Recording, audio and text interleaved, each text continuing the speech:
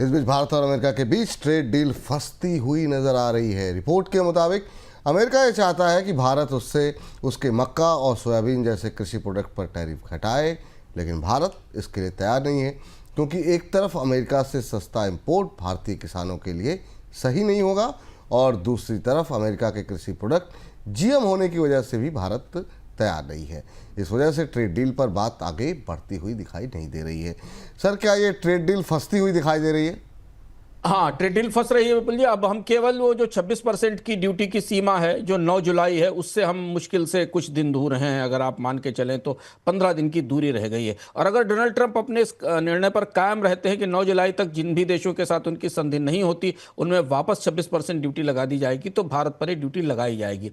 वार्ताओं के लंबे दौर के बाद भी भारत और अमेरिका के बीच व्यापार रिश्तों में गर्मजोशी नहीं आ रही, बल्कि ठंडापन बढ़ रहा है, जो संकेत हमें मिल रहे हैं। खासतौर पर पाकिस्तान और भारत के बीच ताजे संघर्ष के दौरान अमेरिका की तरफ से की गई टिप्पणियों को लेकर भारतीय पक्ष असहज है। और अब बात वहां आकर फंस गई है जहां भारत के लिए फैसला करना मुश्किल है।